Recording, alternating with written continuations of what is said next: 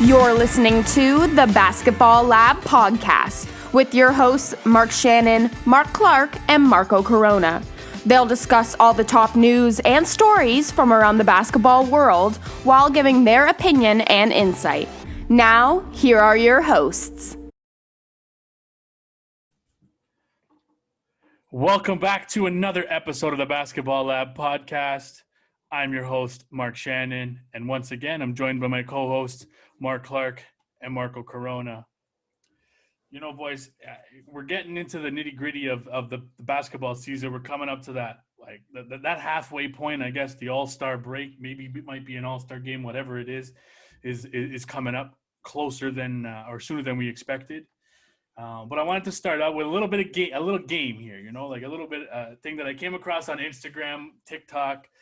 Right. What I'm going to do. I don't like games. Does it involve shots? I'm telling you, it's not. No, it doesn't involve shots. It doesn't involve anything like that. It's not that bad. Then why are we playing? I'm a bit disappointed. No beer included? I mean, you guys can take shots if you'd like. That's up to you. Right. But, say no more, fam. No, but so I have my hat here. I have all 30 teams in the hat. Okay. What I'm going to do, I'm going to pick one. I'm going to go around for both of you. So I'm going to start with whoever wants to go first. I'll pick a number between 1 to 10. Whoever gets closest gets to go first. Okay. Who wants to guess first what number I have in my head? 5. Marco got it right on the dot. Oh, all right. So Marco gets to go first. Wait, did you guys speak to each other before this? No, I honestly. have no idea what the hell this guy's smoking, to be honest. Exactly. So what's going to happen is right now I'm going to pick a name out of a team name out of the hat, and you're going to have to pick one player from that team to put on your starting lineup. Okay. Yeah, you get to have. This is what's going around on TikTok right now. Like, everybody's doing it. It's a new filter. The TikTokers. It's a new filter on Instagram, but I use it on TikTok. So, so like I said, I'm going to pick one team. And there's no do-overs. You can't say, no, I don't want that team. Okay. Right? Okay. You know what I mean? So you got to go with that team. So we're going to start with Marco Even if first. it's the Knicks? Okay. If it's the Knicks. So you guys can see, look, I'm not looking inside. Just so you guys know, I'm not looking inside. This wasn't rehearsed, by the way, people, if you're watching or listening. This is messed up. That's why I said I don't know what this guy's smoking. So we got the first one. We got the Washington Wizards. Stop it. Really? Yeah. All right. If you don't know who I'm going to pick, then, you know. Definitely West. That's vodka. So it's Bradley Beal. Bradley Beal. Okay, so your shooting guard position is taken up right now. Yeah. All right, so we're going to I've come a long way, right, Mark? Bradley Beal. My God. Back-to-back weeks. Oh, how things and times has changed, man. Oh, my God. Wow. I'm going to write this down. Okay, Bradley Beal. Bradley Beal. You got Bradley Beal as your shooting guard. Guess I need to... Yeah. Do I get any draft picks with this game, or no? You just going with the flow here. So it's just 5 players? Just 5 players. Just your starting 5. Okay. So Marco's second team is the Portland Trailblazers. Really? Oh, but wait, I can't pick a. Is Dame a 1 or a 2? He's a 1. Technically, he's a 1. Okay, so Dame. So you're gonna go Dame time for number 1 there. Yeah, I'm liking this game. Not gonna lie to you. I told you, it wasn't that bad. Can you give Marco some bottom tier teams? Because here's one that's going to be a little bit tougher because he's already filled up his point guard. Please be New York. No, it's not New York, but he's already filled up his point guard. He's already filled up his shooting guard spot. So, but the Memphis Grizzlies. It's going to be a little bit tougher. I need to fill up what spot? The 3, 4, and 5 spot. 3, 4, and 5. Yeah. Damn. Okay. All right. What's that kid, man? Is Jackson playing? No. No 5s, right? Okay. What? Give me Clark. You need a 3, 4, or 5. Yeah, you need a 3, 4, and 5. Should. Is it too late to change my mind? Yeah. No, it's not too late. Sorry. All right, so then give me Jonas. Jonas at the 5. Yeah. That's who I would have went with. I mean, I love Clark and I love but yeah. I wasn't sure if we had to pick in. Okay, gotcha. No, you don't have to pick in order. I mean, that's how they're doing it on TikTok. They want you to pick in order, but I mean, what's the fun in that? TikTok. kids. So your fourth one is the San Antonio Spurs. Can I get a do-over? No do-overs, I told you. So I need another forward. Then I'm gonna pick DeRozan.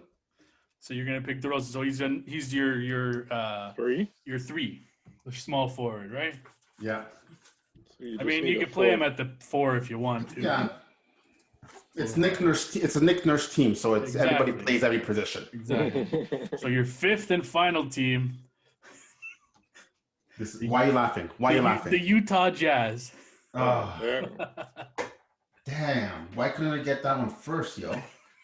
Right? Over the Grizzlies? That's the whole thing, man. Shoot. I What did am I one missing on. here? So I have a point guard, a shooting guard. I need a power forward. Is there such thing? Yeah. Derek Favors.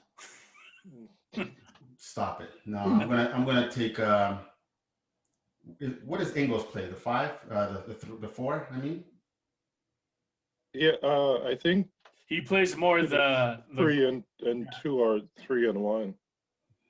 what's his name is. I'm gonna take Bogdanovich. That's who I was gonna say. Okay. Bogdanovich plays the 4. The other one, the one that. Okay, Sorry, Milwaukee. Well, there you go. So I mean, so your team, you got Damian Lillard, Bradley Beal, DeMar DeRozan, Bogdanovich, and Jonas Valanciunas. It's not that bad. Decent team. Not No, that it's bad. not. That's not kind of a that bad. four seed. I mean, between Dame and Beal. Right, exactly. They'll just put up the in the points top for 3 you. in offense. Right? Offensive rating should be through the roof. Could be a lot worse, bro. And I'm open to trading Valanciunas if anybody. So now we got All right, Mark's let me turn. see who I get You first. get Mark's turn. So I wrote mine down. I'm gonna write yours down too, Mark. So you don't have to think about this. You just do your thing. Oklahoma City Thunder. Mark's favorite team there. Um, Don't even think about this. let's see for OKC.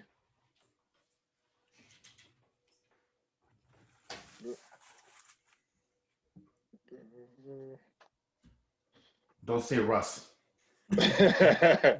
And Oh don't say wait. Chris Paul because he ain't there either. Oh damn. How come? How come Chris Paul is not there? Yo, Kobe's getting to you, bro. Come on. All right, for OKC, I think I'm gonna go with a guard for OKC. Shea. Shea Gilgeous-Alexander. Yeah. That's a good pick. That's what I would have went That with. should be automatic. Right? You were debating? You I was thinking I was trying to leave the guard position. You were Yeah. thinking of Russell Westbrook. He was thinking of taking Steven Adams. Steve Adams. No, I'll tell you what he was thinking. He was thinking, how many draft picks will they have again? Yeah, exactly. Can I have an parlay? empty Raptors? Can I He's parlay trying to- this guy? into Send me it? your draft pick for Jonas. Yeah, I was exactly. gonna go with Al Horford, but I remember he's washed. So Wow. So your second player, That's not nice. Mark's got lucky. Mark got lucky. okay. He got the LA Lakers. All right. Stop. So just gonna go with Caruso. All right, you got LeBron. You Okay, I got was gonna say AD. Dudley. What do you mean Caruso? And you can't pick LBJ. Danny of Green course. either. He's not there either. LBJ. I'm gonna go with LBJ. There's no way I'm gonna pass up an LBJ, even though I hate him, but You don't hate him. gotta have him on my team. Man, Mark's team's gonna look good. I can just already see. Like, fuck, he's getting lucky. So I got the one and the Denver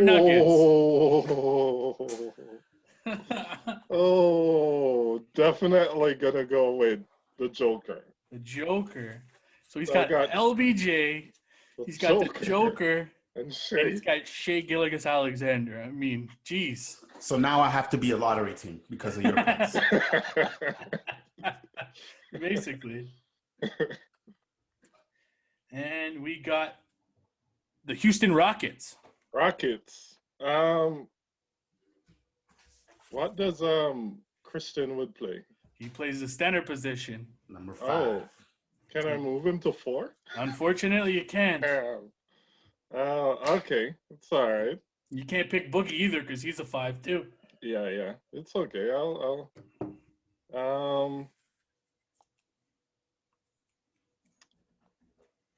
Jokic. I'm Right? gonna go with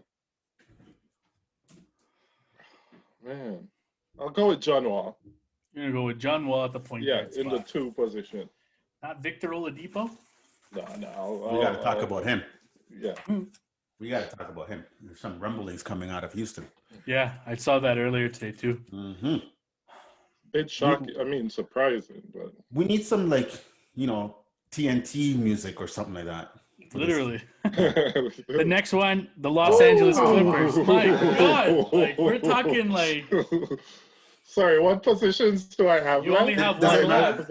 You only have the small forward position left. Oh well, you already know, Mr. Number 2 himself, Paul George. Pandemic P. No, That's gonna be the claw, Kawhi himself. Wow, that's pretty good, I man. think I already win the tournament. I think so too, man. I mean, I did one on TikTok today. I got one. I had Doncic. I had Darius Garland. I'm trying to think. Brandon Ingram, Jason Tatum, and I don't even know who my center was. I think we should do some of the remaining teams for you, no? Yeah, but then I picked them, and I'm seeing what I'm picking here. You know. Yeah, it's not like you're. You guys trust me? Like, come on. Yeah, it's fine. So He's I gonna got. pick all the guys on his fantasy team. No, I am going to pick somebody from my fantasy team, but I got the Detroit Pistons. So I'm going to go with the small forward there, Jeremy Grant, tearing it up this season. So I definitely got to go with him. You know this is fixed, right? I mean, he's been talking about Jeremy Grant from day one. The pick I get is Jeremy Grant. That's his first pick, huh? I think he got some special market. I got the Cleveland Cavaliers. Next. Okay. No, I'm joking. I got to go. Man, it's tough between either. I already wrote it down. I know what you're gonna say. I already wrote it down. I'm gonna go with Colin Sexton as the point guard. See? FYI, I wrote it down right there. Right there. I wrote it down before you even said it. Makes sense. I got the Brooklyn Nets. Ooh. Remember, you can only pick one, eh? Hey, I can't pick Kevin Durant because he's already because that spot's already taken. So I'm gonna go with the beard, James Harden. Sad. Right. We may have to start a fantasy league in our podcast. We'll talk about that with the good folks out there. Yep. I got the Chicago Bulls. Jordan, sorry. I can't. Can I pick Scottie Pippen? Nah, he might complain about you or something. Right? I think so. Like I can't pick him, right? So, jeez, who do I pick on this? Markkinen. Yeah, that's who I got to go with. I got to go with Lauri Markkinen. I mean, Zach LaVine, he's on my fantasy team, but I don't have that spot open, so I can't take Zach LaVine. That's a shame. So my last pick, got the Golden State Warriors. Okay. And I only have my center spot open, so it's between, for me, I got to go with Draymond Green. Wow, really? Yeah. Yeah. Okay. That's going with the actually a vet. good I'm going with the pick. vet. I know. I wanted to go with, James Yeah. Wiseman, but I had to go with the vet on this one. Fair. Okay. I don't like that pick, but okay. I like it. Well, so that was just something, just a little lighthearted before we get into all this NBA talk, courtside Karens, and all this bull crap that we got to talk about. But I don't know. Maybe we'll make this a good game. I like it. Maybe we'll make this a segment. You know what I mean? We'll pick a starting lineup every time, and we'll pick somebody from it, whatever. Yeah. But I'm wearing the jersey today. I gotta wear it. Our boy Freddy Van Vleet, Steady Freddy. Talk about steady. 54 points on 22 shots. Like, you're not even talking about a guy that put up 30, 35 shots. He put up 22 shots, and you're talking about efficiency. What, he missed 2 threes, I think, right? 2, there yeah. he 2 Yeah, threes. He was 11 of 11 for 13. 13 or Yeah. something. Yeah. I mean, I mentioned a couple weeks ago, I said he wasn't been getting talked about enough, and he was putting up numbers, and he was playing the way he was supposed to play after signing the contract. But boy, oh boy, is he living up to that contract. Yeah. And remember when we talked about when he signed and, a few days later or the day of, people were saying, oh, that's too much money, 85 mil. What did I tell you guys? And I know it's only one game. Okay. So it's an extremely small sample size of what he's done. If he even is an average, 19 and a half, 20 point per game point guard, the way he plays and the way he runs the floor, you will earn your money. I'm telling you right now, this is a bargain. And I said this from day one. You can look up the footage. You can listen to the podcast on Spotify and YouTube. Hit us up. I said that he might outplay his contract. I'm telling you right now. 100%. And here's the thing. And here's the thing. And first of all, I got to give a shout out to my wife on this, Daniela. Okay, shout out to my wife. And she said in the beginning of the season, before even the contract was signed, that Fred Van Vleet, by the time it's all said and done, might be on his way to even surpass Kyle Lowry as the greatest Raptor of all time. And I thought that was a kind of an early take. But if you really think about it, and if he's basically mirrored his game, with Kyle Lowry, it's basically the same guy, just a little bit lighter. Yeah. Right? Yes, I made a light skin joke. Deal with it. So, but like the way that he runs the floor, he's a leader, right? He does every little thing that you ask him to do as a point guard, winning plays, right? And that we always talk about, yes, it's great to score 54 points. And I don't anticipate that Freddie's going to drop 54, every other game. That's not his game either, right? This Raptor team is not built to have one guy carry the load. It should be spread out.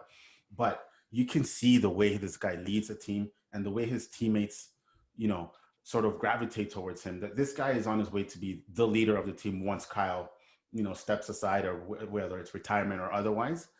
But man, that was some show, man. I thought at one point he wasn't going to miss. Like once he grabbed the ball, it was like, when the guy's in the zone like that, it's almost like he knows it's going to go in, eh? And he was like just jacking it up. Good for him. I'm so happy for him. He's such a great story. And I think that we're all Fred Van Vleet fans, not only because of his play on the court, but just the way he carries himself. So that was fantastic. I can't wait to see the growth, the continuous growth, and the bandwagon, keep getting bigger and bigger. Yeah, shout out to Fred for that phenomenal game. I mean, 54 points. But you know what? Fred was kind of due for a game like that. He kind of been struggling a little bit with his shooting the three for a little while now. And it's just great to see. I mean, at one point I was like, there's no way this is a regular size hoop. They must be using like a bicycle rim or something, because that hoop must be bigger. But he was just going off, just balled out, man. We're just feeding him the ball. And I mean, shout out to Kyle Lowry too, because as soon as it got to 46, I said every single time the ball is in Kyle's hand, he's gonna make sure he pass it to Freddie to get him to 50. And so said, so done. I mean, it was just great to watch. And this is definitely what Van Vleet can do. He can come out every night and he can drop upwards of 30 points. But that's not his game. He's not thirsty like that. He's not going to go out and just keep shooting the ball. I like that. Okay. Unless it's a night like the other night and they were all dropping for him. But again, it's not his game, right? He's not bucket hungry like that. So he's going to make sure he's leading the team and doing what's best for the team. But it was great to see. It was great to watch. Yeah, I mean, did he have another child or something? Like, I mean, it was reminiscent of his That's playoff. a whole different podcast, brother. Man, I'm just like, it was like reminiscent of him in the playoff run there. You know what I mean? Yeah. He was just dropping threes like nothing. It was like he went out there. I mean, to be honest with you, it kind of reminded me, I know, and that's what he was chasing, and I know that's what they were talking about it, but it reminded me of that game that Donyell Marshall hit all those threes. I mean, I was there that game, by the way. Like, I'm telling you, it was like every shot he took was going in. Yeah. And it wasn't like Freddie was just shooting shots from 3 points. There were a lot of catch and shoots. There were a lot of them a little bit past the arc, like further past. I know I watched him on Tim and Sid the other day, and he said that he was thinking about taking a logo shot. A logo shot, and, like he said, like Mark said, he wasn't, at the end of the day, he was there for the win. He knew he was hot, but at the end of the day, he was there for the win, and he wanted the team to win. So he was focusing on that. I mean, I wish he would have got the 60 points, but I mean, Norman Powell started hogging the ball at the end there. Just kidding. Trading. Just kidding. But no, I mean, at the end of the day, like 54 points, franchise record for a guy who's done it all in terms of going undrafted, going through the G League, coming to the Raptors, fighting for a starting spot, getting his starting spot, then getting paid.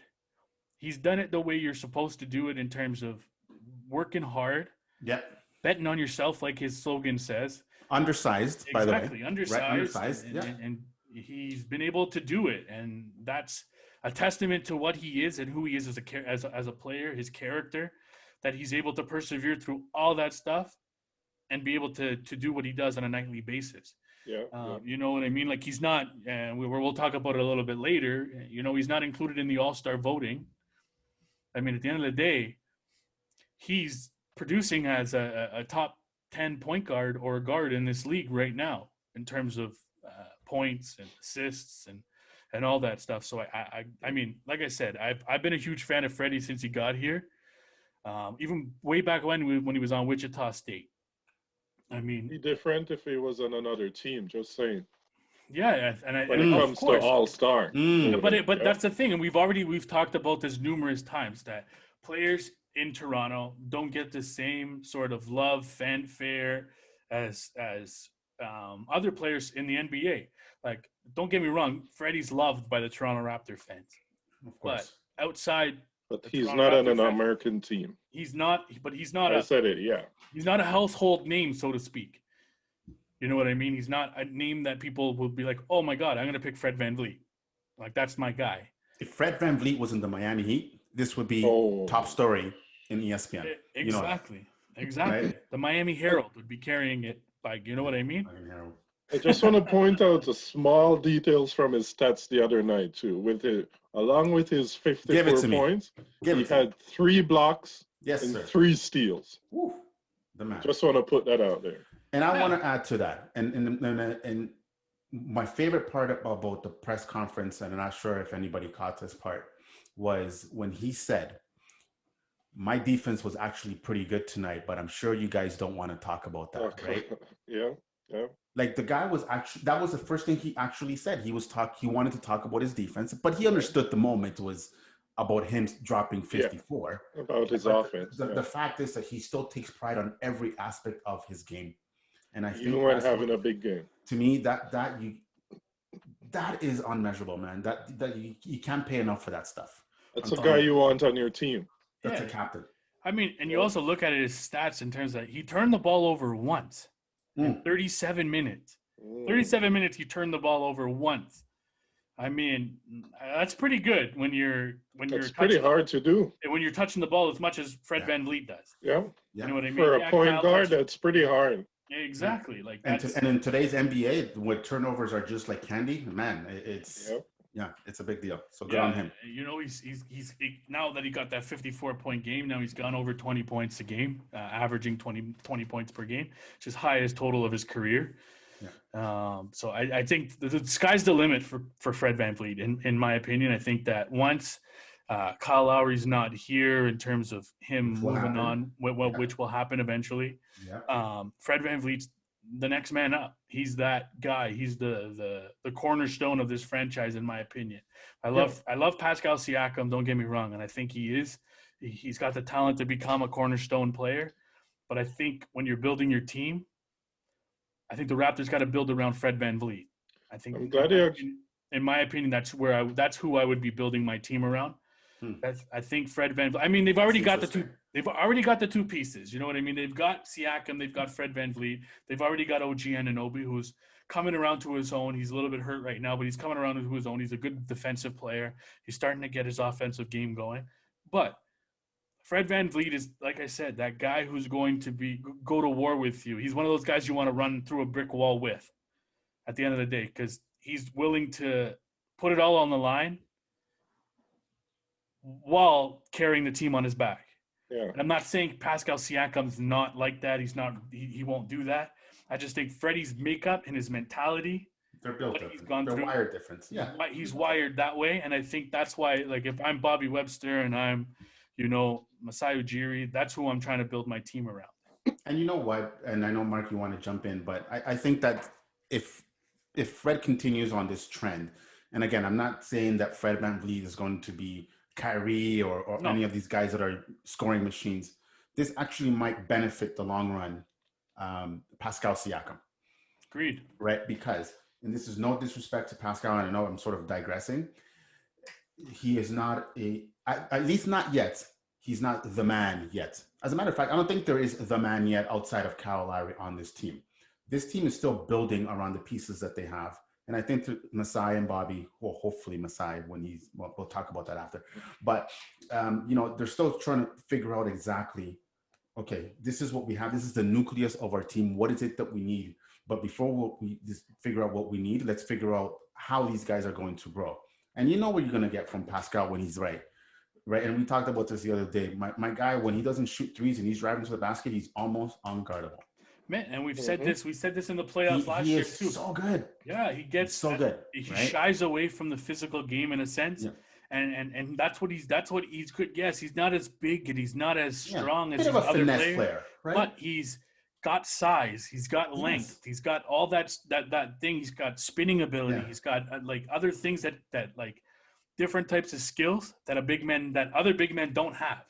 Yep. He's able to carry the ball. He's able to do all that stuff where, but I think he's going to get there. Anyways, I completely digress from Fred VanVleet. Yeah. He's just short of the confidence in the paint. That's exactly what he's missing right now. He doesn't have that much confidence in the paint, which he's a really great paint player when it comes to scoring the ball. Yeah. But we got to remember, because we sometimes we talk trash and give him shit for his game, but we got to remember he still hasn't been playing basketball for that long. I mean, he's still fairly new to basketball, so that's I know he's getting older, but still he still has more to improve and more space for growth, which he will at some point. Yeah. The only reason that people shit on Pascal is because of the price tag that comes along with his name. Yeah. And I said it a couple weeks ago. I said I think that unfortunately he peaked at a time when Kawhi Leonard left, and he peaked that season, and everybody was like, you know what? Well, we got the next Kawhi Leonard.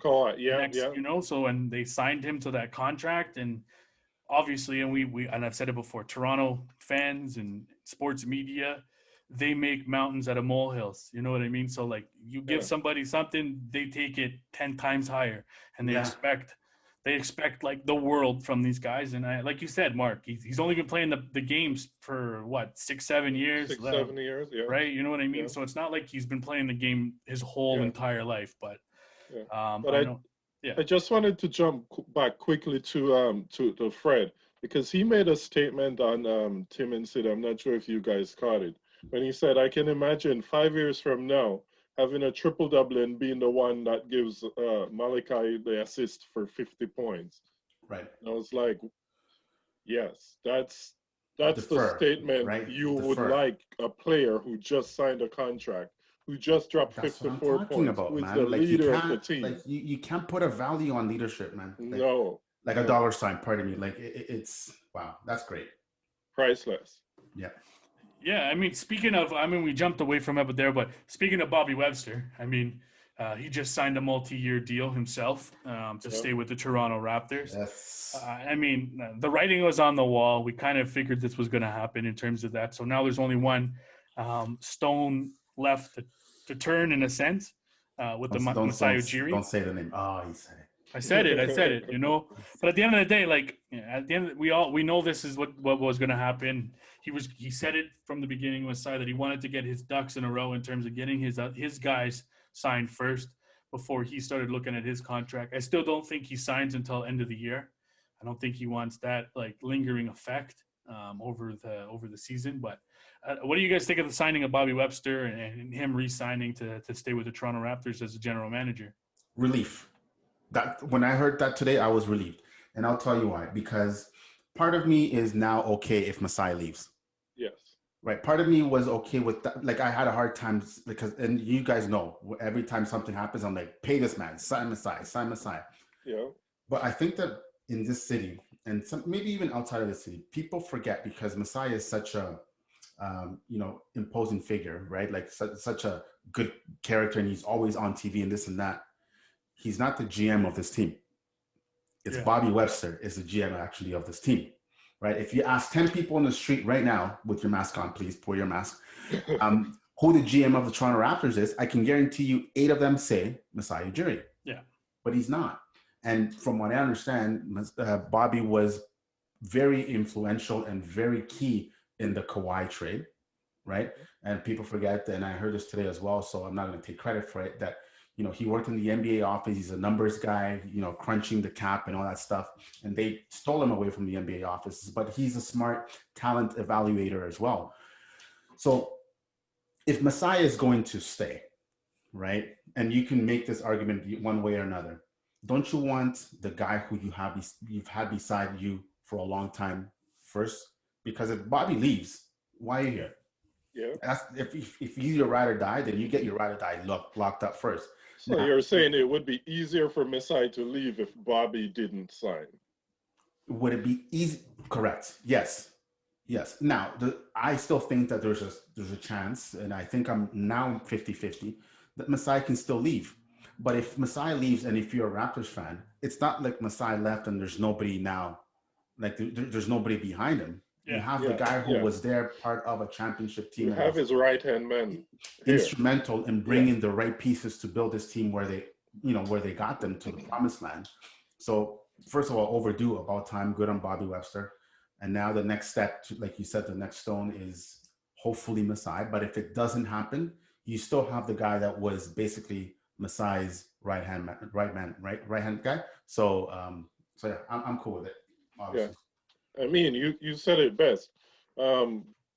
It's a relief that he signed. I mean, when I heard, I was like, finally, at last, one piece to the puzzle is all in place, right? And you kind of get the sense that this kind of lowers the expectation of Masai now leaving, and he will actually stay. I don't know if it plays a role in it, that's yet to be seen. But personally, I think based on what I've seen Bobby Webster done so far, I think he's as effective. I can say he's as effective to this team as Masai Ujiri is, and as efficient to this team as Masai Ujiri is. I mean, as we said it earlier, Bobby is Masai's right-hand man, so. Whether you keep both or just one, you're basically gonna get the same deal. So I'm good with it. Yeah, I mean, at the end of the day, the difference was, and Marco said it, Masai was the front and center. He was the guy that everybody sees in the media. The guy you see, doing all the talking. And He's Bobby Webster was like, the little hacker in the back, just sitting there doing his stuff. I'm telling you. I think he just called him a nerd. Well, no, I'm not. You called him a low-key nerd. It's now kind of never come on our podcast. Thanks. What? No, I'm not calling him a nerd. You know what I'm just saying in terms of the. But I get it. Like, and I think it's kind of pulling the strings. He's the one pulling the strings while Masai's out there doing all the talking and doing all the courting but Bobby Webster's, like you said, the guy crunching the numbers, getting it together, figuring out how to make this team a championship contending team. He was able to do that with Kawhi Leonard. And they went out and signed a couple people this year that, they haven't panned out as well. But at the end of the day, Bobby Webster is one of the guys that's been one of the orchestrators, the architects of this team, right? So at the end of the day, you needed to lock him up. You needed to lock up Bobby Webster, whether it's a couple years, 3 years, 4 years, whatever it is. You needed to lock him up. If Masai leaves, yes, it'll be a big blow to in terms of the notoriety, the drawing of players, and that, I think that's going to take a hit because, like I said, Masai was the guy that was out front and center talking about certain things, and he's the guy that, the Giants of Africa and all that stuff. He's that guy. Whereas Bobby Webster was the guy that's behind the scenes. He's not out. You don't see him that often. Unless you're watching all the open gym or whatever it is, you don't really hear about Bobby Webster. Although, sorry to interrupt, this year and coming into this year from the bubble up, I think that you saw more of Bobby Yes. Webster than you have even during the run of the championship. And I think that was done on purpose. I agree. By the way, fans might not see or hear about Bobby Webster that much, but people in the NBA know exactly who he is. Yeah, because he's the one out there in the field always looking for prospects. He's the one showing up to games and stuff looking for prospects. So people in the league know exactly who he is. Yeah, no, and that's what I'm saying. Like, I think that at the end of the day, you need to get your house in order before you sign you put your king in check, basically. I'm saying, like, that's leadership, though, isn't it? Yeah, exactly. But that's what I mean. You want to make sure everybody else is taken care of before yourself. And that's what Masai Ujiri is, and that's what he's showed his entire career or his entire Raptor 10 years. That his players mean a lot, his team means a lot, his organization means a lot, and he's going to put them above himself all the time. And saying that, pay this man. Exactly. We were talking a little bit about offense and Freddie Van Vleet and being stuck in offense, but one team they're great offensively, but I don't even know if they know how to play defense. The Brooklyn Nets. It's since they picked up James Harden, it's like they've forgotten how to play defense. They just run out there, they score 146 points, whatever they need, and then hopefully the game, doesn't end up 146 to 144. But, I don't know what you guys think, but growing up, everybody said defense wins championships.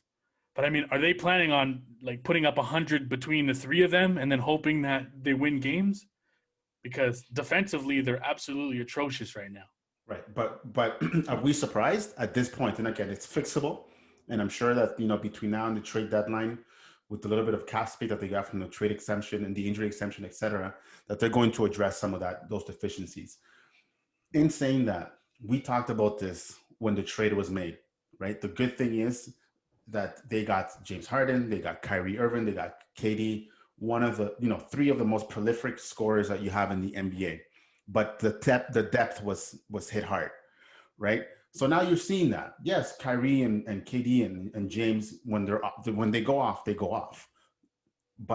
And this is not a knock on their defense, but at the end of the day, there's an obvious gap in, defensively. Joel Harris is not a great defender. No. Right?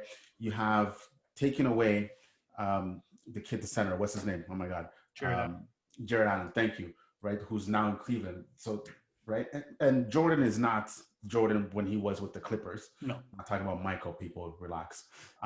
Right? So there is an obvious weakness. And at one point, and I think we shared this on our chat last week, that they were historically on offense, the rating was it was historically the best in NBA history, on the pace to be. And defensive rating was historically the worst in the NBA history. Just think about how many terrible teams you've seen over the last 10, 15 years. And the Brooklyn Nets are actually in that pile with the star power they have.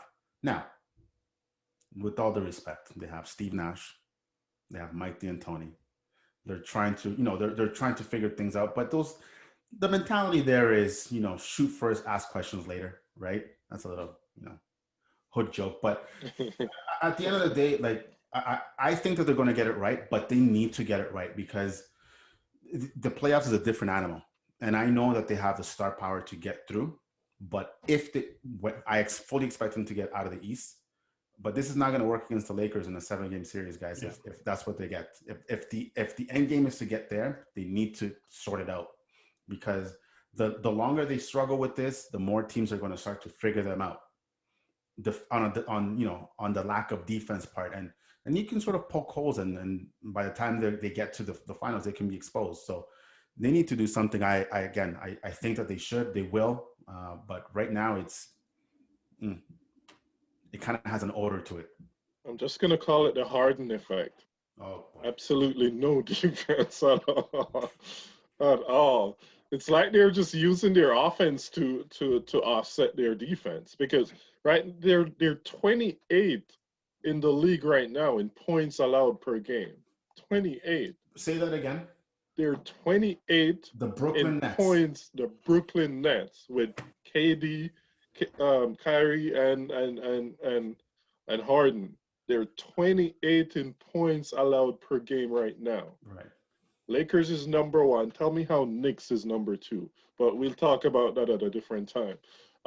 So Well, yeah, we can delete that part. yeah.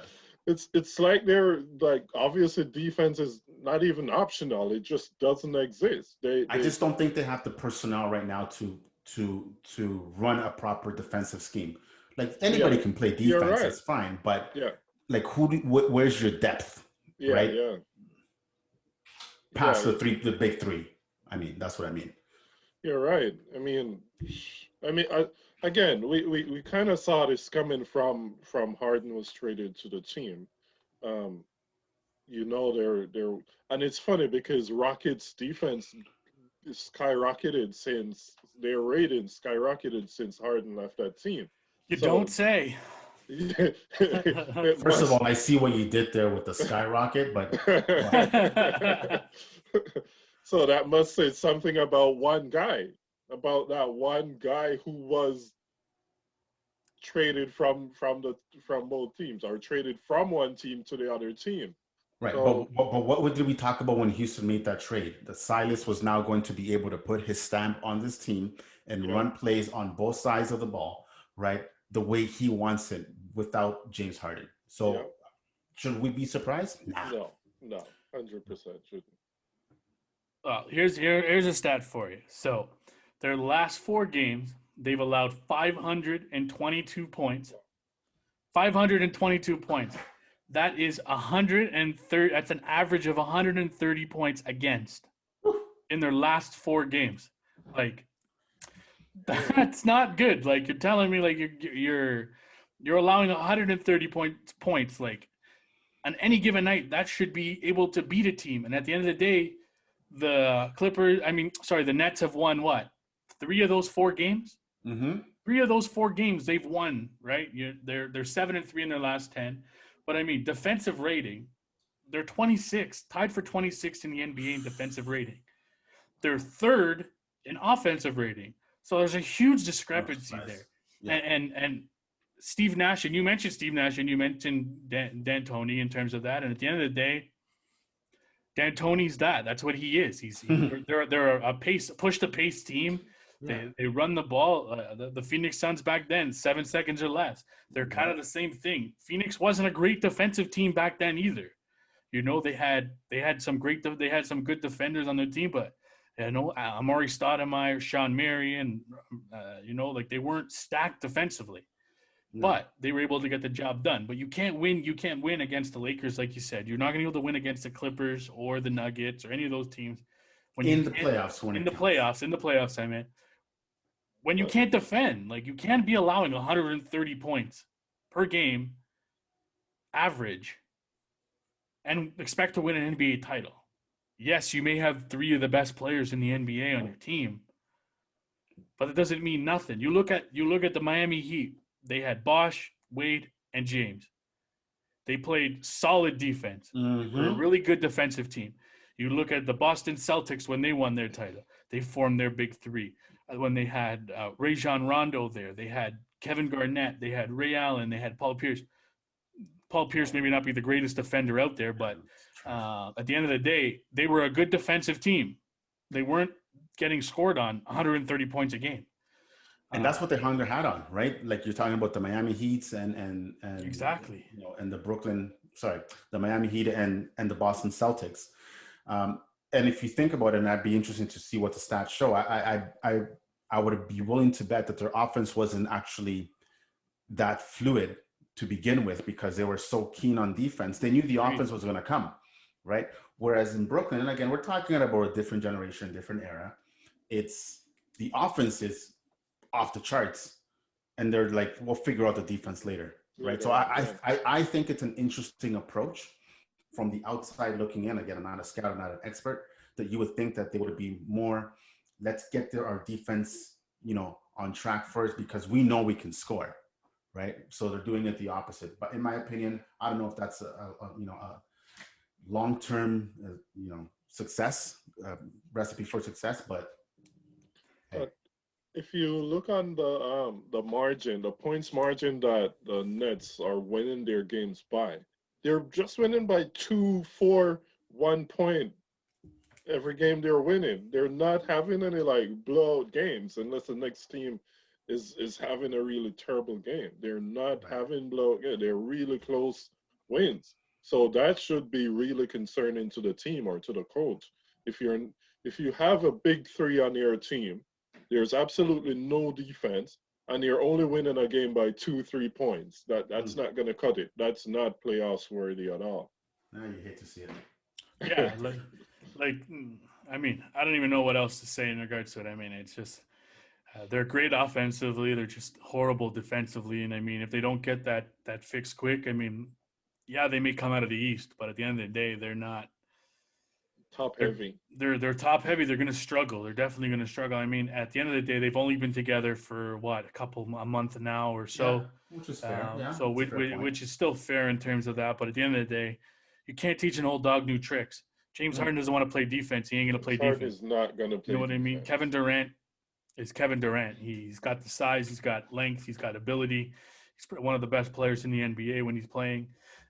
Kyrie Irving, again, one of the best players when he's playing. He's good defensively too. I like him. He's always been a hound on the ball, off ball defender, on the ball defender.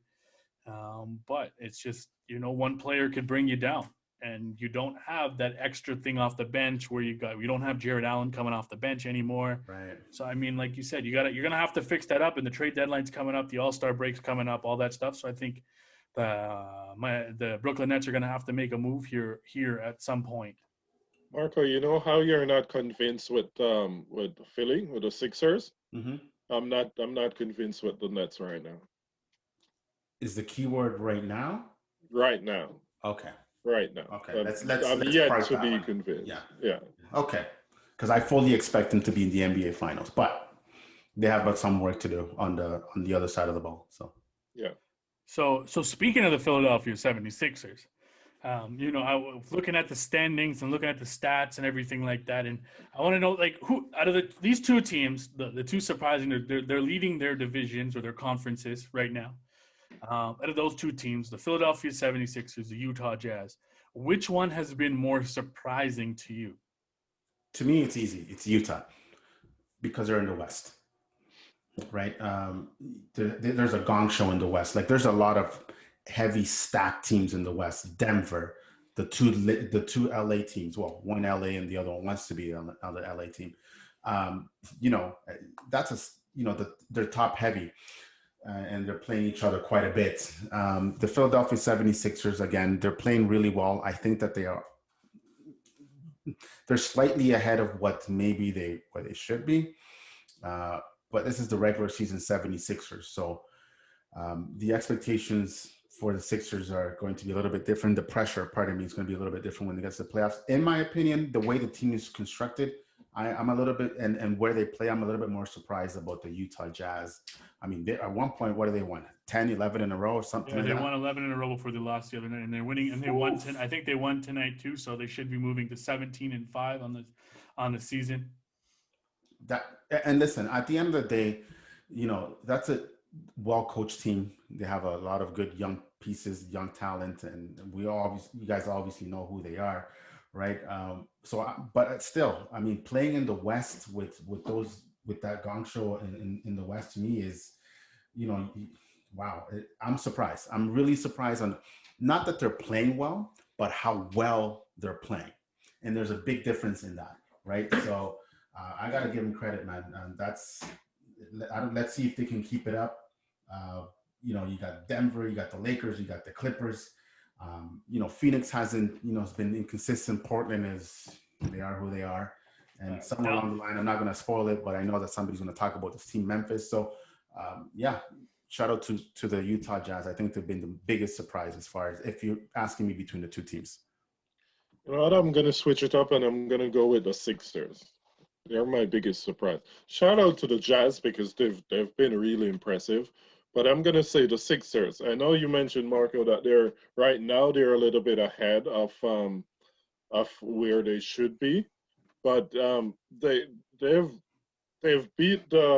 haven't really been tested too much yet with the games that are teams that they've played, but they've had two impressive back-to-back wins, and that's they've beaten Miami on a back-to-back both times. They've beat Boston on a back-to-back both times. Okay. I The mean, reason I'm if shaking my head is because I'm going to challenge you on that, if you don't mind. it's been iffy with Okay. Miami's not playing well right now. They really haven't found their groove. So, yeah, that was yes, I get that they're playing the Heat, but they haven't played the true Miami no, Heat yeah, yeah, yet. And the which Boston is Celtics have been Jekyll and Hyde, if you ask me. hmm, Right. So I yeah. don't know what Philly team this is. Like, don't get me wrong. I know, I get it. You know, Joel Embiid is playing out of his mind, and et cetera, but who are they? And yes, by the way, to your credit, though, they beat the Lakers, a week and a half ago, or whatever it was, Yeah. right? But it's still a surprise, right? I don't want to steal your thunder. It's still a surprise. Yeah, which is what I'm saying. It is a surprise to me. If one of you guys had told me before the season started or earlier in the season that Boston would be in the that Philly would be in the number one spot, I'd be like, hell no, there's no way. Maybe 4 or 5, but they're not going to be in the number one spot. Right? I So would have been like, did LeBron get traded to Philly? yeah, I'm just surprised to see them in that number one spot there.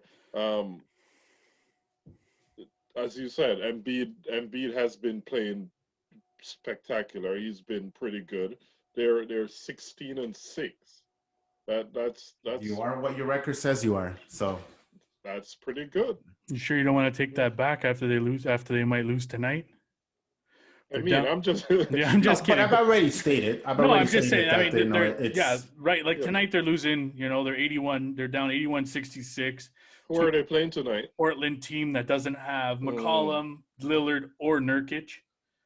I mean, Embiid. I'm not in no way saying the Sixers are the real deal. I'm still not convinced that they are. Yeah. Or will be a contender, but I think what you're trying to say is it's a cautious surprise. Yes, right? yes. That's what I'm trying to say. Yeah, I mean, I gotta go with Utah. I mean, at the end of the day, like Utah being stuck in that Western Conference. I mean, don't get me wrong. I obviously knew Utah would be a top 5 team. I think, but at the end of the day, like they've beat some really good teams. Like they beat the Blazers, they beat the Clippers, they beat the Bucks. They beat the Hawks. They're beating up on the Atlanta Hawks again tonight, 104-79. They beat the Dallas Mavericks, who've been playing absolute horse crap this season. You know, they beat them twice. The Nuggets, the Warriors. Like, it's not like they've beaten they've beaten, like, easy teams, last place teams or stuff like that. They've beaten really good teams. And like you said, they run 11-game winning streak. Donovan Mitchell was out for a little bit there, but Rudy Gobert's playing well. They've got 6 guys in double figures. I think they're like in the top 5 in almost every statistical category that's out there. Like they're one of the slowest teams to play. Yeah, but at the end of the day, like their field goal, their 3-point, they're hitting a lot of 3-points. They're an efficient team. They're an efficient team. They've got almost 40% from the 3-point line. So, I mean, at the end of the day, like, they're playing really well. Rebounding, I mean, they out-rebound almost every team every night. They lead the league in rebounds, offensive rebounds, defensive rebounds, any kind of rebound you're talking about, they're leading. And like I said, look, we talked about Brooklyn being top 5 in offensive rating, bottom 5 in defensive rating.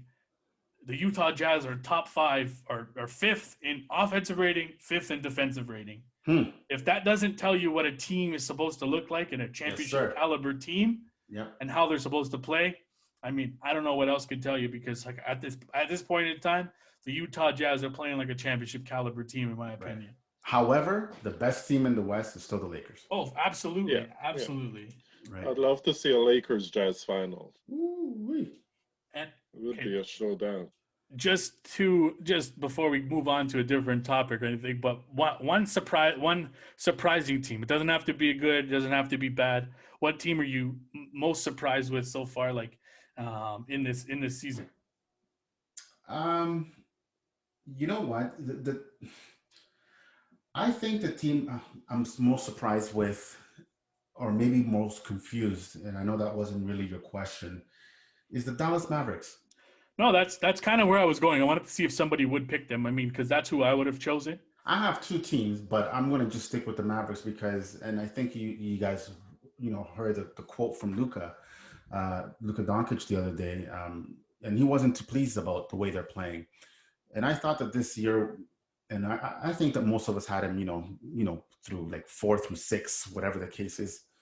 First of all, they're not even at 500, which is surprising, and they just seem out of sorts. Yeah. And Luka seems like he's carrying the load. He's putting up MVP-like numbers, but as an MVP, you're not gonna, there's no way he's at this point leading the race for MVP because his team is 3, 4, 5 games under 500, whatever it is. Yeah. So I'm surprised on the struggles of the Dallas Mavericks. I expect a little bit more. Maybe they'll get it going soon. They had a good game the other night, and I'm not sure what they're doing tonight as we record this, but no, not good. Okay, so see, there you go. They've been really Jekyll and Hyde, and yeah. But again, this is such a weird season, but they have an elite player and good pieces around. Something's missing. Maybe they need to add another point guard, somebody else that can take the pressure off Luka. Porzingis doesn't seem that he's, in game shape yet.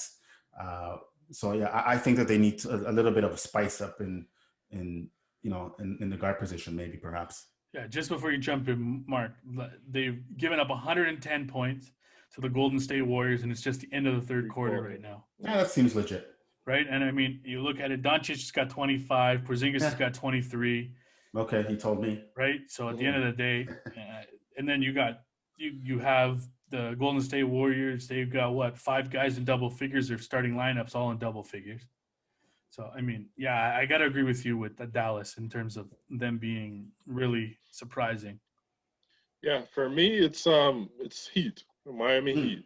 That was my other pick. Yeah, I don't know. There's just something off about that team. I know Jimmy was out for a little bit. Yeah, I was just looking at the stats. Right now I'm looking at the stats. They're 22nd in pace.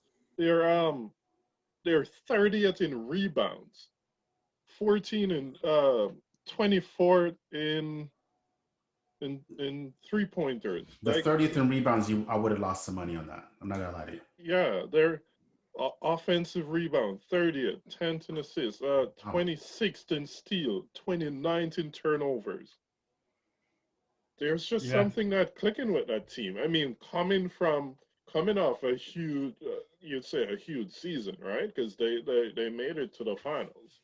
So and they got out of the East. So you would think they would be a little bit more, at least a little bit more competitive, right? But I don't know. There's a piece missing to that puzzle. I don't know if it's Oladipo or who, but there's something missing from that lineup right now. I like how you snuck that one in there. Yeah. So it's a Heat for me. I mean, I got to go with Memphis being a surprise team. On the good side. On the good side, definitely. Okay. Because I mean, at the end of the day, they've exceeded my expectations. When Ja Morant went down with the injury early on, I thought they were a little bit dead in the water. I think they were going to be. I thought they were going to fall back down to earth. But I mean, at the end of the day, they're 6-2 on the road. They've been 7-3 in their last 10. Like just looking at their stats, they're arguably one of the best defensive teams in the NBA. Their defensive rating is in the top 5. They lead the league in steals. They're good distributors of the ball. They pass the ball. They get others involved. They're ranking second in assists per game. Like, I mean, at the end of the day, they've surprised me in terms of that with the injuries and how young of a team they are.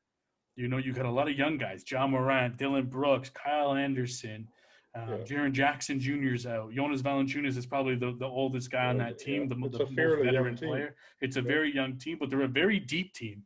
And that's what a lot of people don't see at the end of the day. They're a very deep team. They've got 6 guys, 7 guys. 7 guys in double figures, averaging double figures for points per game this season. So they're getting a lot of guys involved. So I definitely got to say, they're, for me, above and beyond the most surprising team for me. That's a good pick. Yeah, that was actually my second pick. Lies. No, you didn't. No, honestly, That's a it horse was. shit. Stop it.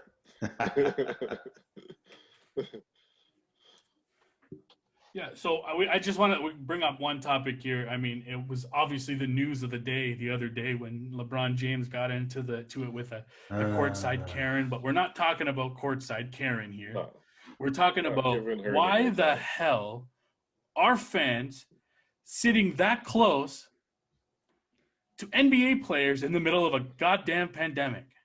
Literally blew my mind, bro. I was actually watching the game, so I saw it all go down. And that was the first question I had. Like, I was yelling at my TV. I was like, why are fans sitting courtside right now? It blew my mind. I still to this day can't believe fans are there. But yeah, we all know why. I'm a little bit confused about the whole thing. I'm not gonna lie to you. Forget Mrs. Karen and Mr. Buff Bagwell over there, whatever his name is. But that was just, yeah, to me, like the NBA is trying to implement all these this rules, this process, this protocols, for lack of a better term. And I think having fans in in the courts or even courtside, and you can make an argument if it's up in the stands or whatnot. That's, you can have another conversation about that. But I just, to me, it's a bit contradictory when we're trying to get as away from as many people as possible, but then you have people with a lot of financial backing buying these seats, and I guess you guys know where I'm getting at. And some arenas are limiting fans, this and that. Listen, the three of us would agree 100% that watching an NBA game with fans is among one of the most exciting things in sports when the team is going, right? Whether it's you're watching at home and your team is on the road or vice versa, it is awesome. There's certain venues that just give you that extra jolt, right? Whether it's Scotiabank, whether it's Philadelphia with those crazy people, whether it's Utah, the Staples Center, whatever it is. But I don't think this is a time right now. I think that you have to be as cautious as you possibly can right now. And to me, you're right on. Like, I know that Courtside Karen stole the headlines, but to me, to your point, after it was done watching the nonsense, I'm like, wait, why are there fans on courtside? I don't understand. Like, it's weird, man. They need to sort that shit out soon. Yeah, I mean, not only was she just sitting courtside, but I mean, she started yelling at thing and taking off her mask at the same time. Like, dude, keep your goddamn mask on. Like, it ain't that hard. You came in there to pay your fucking thousands of dollars, or I mean, your whatever he is to you.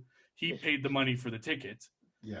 The courtside tickets, and you're yelling and screaming at LeBron James because he told your guy to sit down or to shut up, whatever it was. And listen, we watch enough sports guys here to realize that fans are part of the game and the excitement. There's going to be hecklers, and that's cool. Even LBJ said it himself that he misses that, right? But I just don't know if this is the time. Yeah, and especially in basketball, I mean, at the end of the day, like, because they're so close to the court, it's always been like that. There's always going to be hecklers and people that say stuff and all this stuff. But I mean, at the end of the day, we're in the middle of a pandemic. We're not just doing everything as normal. So, at the end of the day, I don't think fans should be that close. Everywhere else, you look at the Toronto Raptors, no courtside fans. They have to sit what? No fans at all. Yeah, for the Raptors. You look at the NFL. Even in the NFL, they were doing it. You couldn't sit close to the field. You had to sit a certain row up or whatever. You know what I mean? In the NBA, they're doing that too. But in Atlanta, it's like, okay, well, free for all. Everybody sit wherever the hell you want. And like, take your mask off. Forget about the players for a little bit. You have the refs who are right on the sideline without masks because they're doing their jobs. And then you have basically fans a couple feet from them sitting, screaming, yelling without a mask. Like, I just don't get it, bro. You can't pick and choose what your protocol is going to be and when it benefits you, man. That's the problem. That's what it is. Yeah. You know what I'm saying? So, I don't know. Hopefully this gets fixed and we don't have to talk about pandemic. Maybe pandemic P. There, I did. Yeah, well, hopefully there's no more courtside Karens out there. Nah, she gone. She'll get a show on TLC or whatever channel that is. Shout out to TLC. Yeah, I mean, she might be maybe on Fox News. Real Housewives of Atlanta, maybe. Is that roster filled? Maybe there'll be a trade within that show. I don't know. I don't know. I mean, she might be the next one on there. It seems like you watched that show. No, I just know that's one of them. That's all I know. We'll go with that story.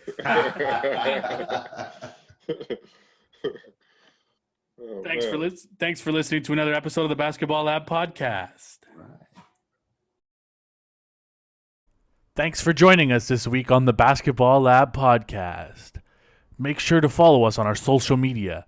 You could follow us on Instagram and Twitter at the B-Ball Lab. You can also subscribe to our YouTube channel, the Basketball Lab podcast, and you could also find us on iTunes, Spotify, and Amazon Music.